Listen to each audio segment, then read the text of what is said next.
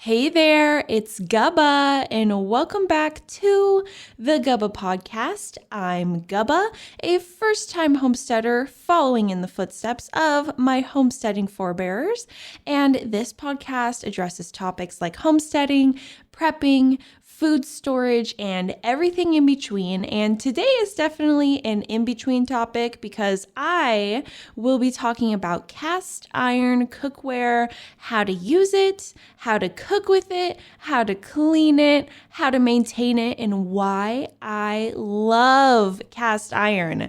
A few years ago, I purchased a 12-inch cast iron pan, and it has become a staple in my kitchen. Before purchasing my cast iron, though, I was a little daunted, a little nervous at how to care and maintain a cast iron pan. You hear and read a lot about seasoning a cast iron pan, but seasoning a cast iron pan doesn't mean that you go to your spice cabinet and start grabbing salt, pepper, oregano, and start adding it to your pan. Seasoning is actually kind of a science, so I'm here to explain it to you so you're not going to be confused and you are going to know exactly what to do when you get your cast iron pan. So seasoning means to bake oil into the cast iron, and doing this gives the pan that finished, smooth, shiny black surface. Seasoning also helps prevent rusting, makes for the nonstick surface that everyone vies for with cast iron. I love my cast iron because it's truly nonstick. And you bake the oil into the cast iron either through cooking with the pan itself or by baking the oil into the cast iron before you ever use it and start cooking with it. And I would personally suggest the latter. So I would suggest that you bake the oil into the pan before you cook with it. Generally, if a pan comes pre-seasoned, it was seasoned with a vegetable type soy-based oil. So it was baked with vegetable type soy-based oil. And I personally wouldn't want to have that intermingling with my food. So I would season, aka bake the oil into the pan myself before I started cooking with it. And it is recommended to use vegetable oil, shortening, or canola oil due to the inexpensiveness and availability. But I personally wouldn't use any of those oils to season my cast iron. I don't want to cook with those oils. I don't want those oils in my food. And I am refraining from seed oils as much as possible. And I'm trying to gear myself towards healthier fats. And there are other options you can use to season your pans besides these readily commercially available oils like the vegetable oil. And traditionally, animal fats like lard used to be used to season cast iron back in the day. Nowadays, lard isn't readily available. And if the cast iron isn't used enough, the animal fats can actually break down and go rancid if it's just sitting there. And we don't want that either. But that isn't a problem if you are using your cast iron all the time. So you could use lard if you have access to it. If you don't have access to lard, I would suggest using avocado oil. It has a high smoke point of 520 degrees Fahrenheit. It's flavor neutral, so you won't have any added flavors to what you're cooking, and you can easily find it in the stores. I usually get a big bottle of it from Costco. It's organic avocado oil. It's a good price. And another healthy alternative to season your cast iron with is coconut oil.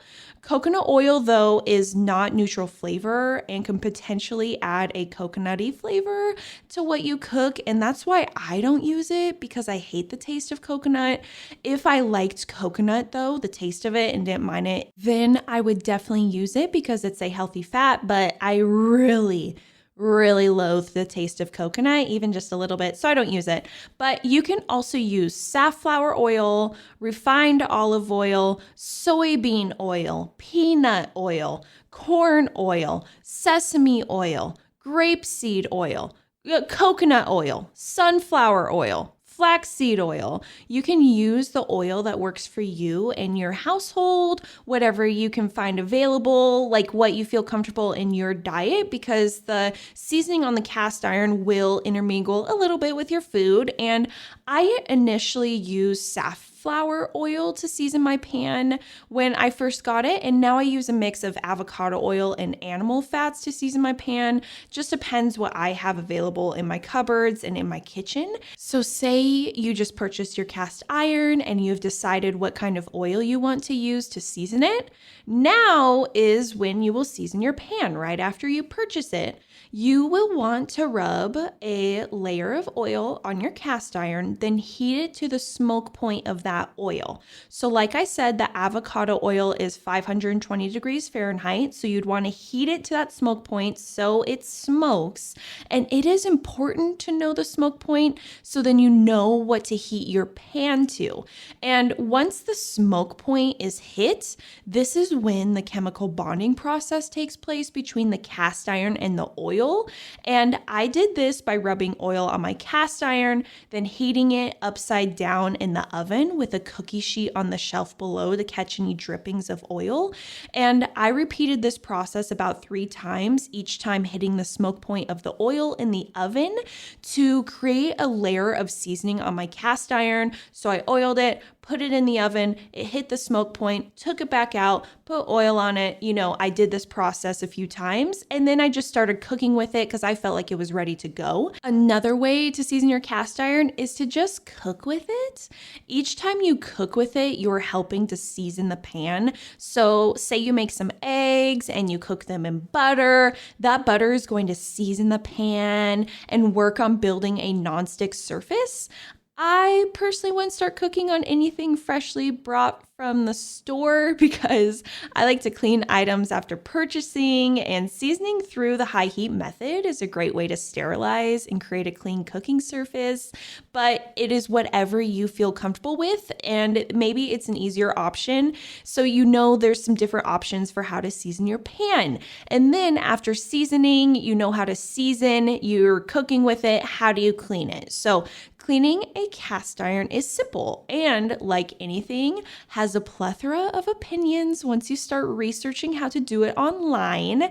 And after you've cooked with your cast iron, you're going to want to clean it. And I've had mine for a little while now, so I can tell you my cast iron is beautiful. I've cleaned it. I know how to clean it, so I'm going to share with you what I do. First of all, never put your cast iron in the dishwasher and never soak your cast iron in water, okay? You will want to hand wash your cast iron and use warm water.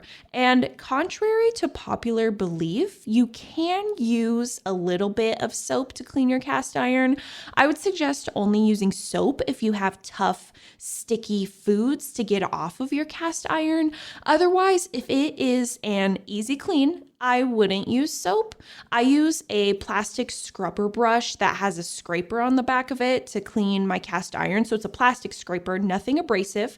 I also use coarse sea salt for cleaning my cast iron. So for example, if I just cooked my cast iron and there's some food residue stuck in the pan, I will take it over to the sink and pour some water into it once it's cooled down. Because the whole pan heats up, you don't want to burn yourself. And I will then pour coarse sea salt into the pan and scrub it around with my scrub brush, which will help remove some of the residue because of the abrasiveness from the sea salt. And it just really helps scrape the food residue out of the pan. And if it is a really sticky situation, then I will use a little bit of soap and water and then gently brush and scrape with my plastic brush scrubber. So nothing crazy. I'm not out there using any metal, scraping it, no forks, nothing, just this gentle plastic scrubber. And this way of cleaning has kept my cast iron clean.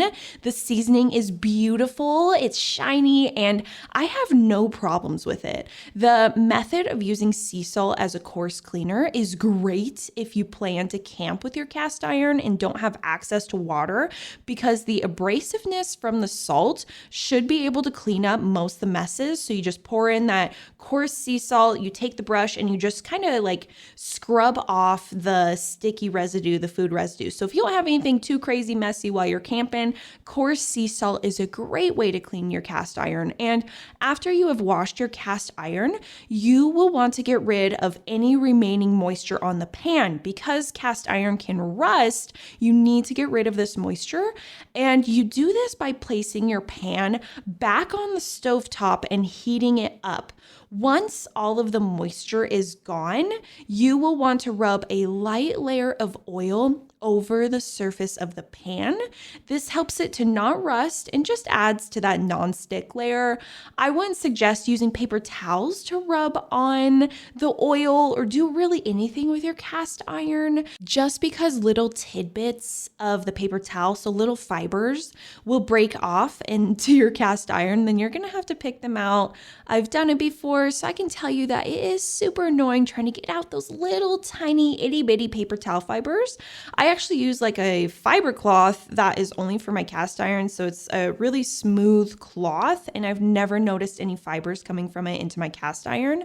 And to maintain your cast iron, basically just clean it properly and do not soak it in water. Also, don't cook acidic foods in your cast iron, because acidic foods can peel away the seasoning or wear it down. So that seasoning that you've worked so hard to build up, acidic foods can just wipe it away. I once had a roommate who had a prized cast iron pan, and while she was away for the weekend, another roommate decided to use the pan. It wasn't me. I didn't use the pan. My other roommate did. And after not using it properly and leaving a ton of food stuck on it, the roommate decided it was a good idea to soak the pan in water overnight to get rid of the stuck on food. The pan owner, the other roommate, came home to find their beloved grandparents' cast iron that had survived generations to be sunk like the Titanic in our apartment's kitchen sink. There were a lot of angry exchanges that day, and my roommate took the cast iron home to be revived.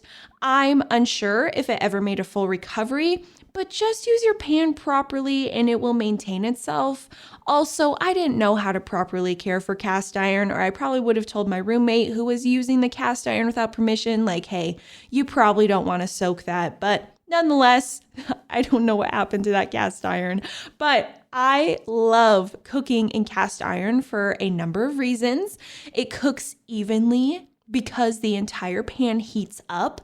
And I love that I can go from cooking something on the stovetop in the cast iron, then I can throw it in the oven and bake whatever is in it. So I make pot pies this way, super stinking delicious. And the versatility comes in handy. And I can also take my cast iron pan camping and not have to worry about ruining it, because the versatility of it, I've taken it camping a few times and made some bacon and eggs over the fire, and it was absolutely delicious. I love that cast iron can truly last for generations if taken properly care of and not used by destructive roommates. Cast iron is all my grandma used to cook in, and I wish I had inherited her pans, but I can build up my cast iron to one day be inherited. How cool would that be? And cast iron becomes a true nonstick cooking surface through its proper care and handling, and you don't need any of that toxic nonstick coating to make it so. I avoid any nonstick type of cookware. I mean, y'all have seen the controversy with nonstick coating, right? Yeah, I don't want anything to do with it. Cast iron is also inexpensive. I think I got my 12-inch pan for about $30. I will have this pan for forever, so it was well worth the money, well worth the investment for me and how much I use it. The only downsides to cast iron, I would say, is that the cookware is heavy. So if you've ever played PUBG, then you know that it can be used as a weapon in that game. And it can also be used as a weapon IRL. So maybe its heaviness isn't so much of a downside. I genuinely can't think of any other downsides when thinking of my use of cast iron. It is susceptible to rust, but if you're using it properly and maintaining it, then you don't have to worry about it rusting. I guess the cleanup can be a hassle since you can't just throw it in the dishwasher. But besides those few things, cast iron is an absolute must for cookware. I love my cast iron pan. I hope that you have a better understanding of how to use cast iron after listening to this podcast. I remember when I was venturing into cast iron cookware and no one had really explained seasoning in the podcast I listened to. They all discussed the benefits of cast iron and how it needs to be properly seasoned, but never ventured into the how-to of seasoning and proper care for cast iron. And this resulted in me overthinking this simple cookware and being nervous to get one for a while. I was like, wow, seasoning, I don't even know where to begin. But I promise you, they are easy, versatile, and a good option when it comes to prepping. I mean, hey, dual use. It's heavy, can be used as a weapon. I hope that you have a wonderful day, and I appreciate you tuning into this episode. And don't do anything a Guppa wouldn't do.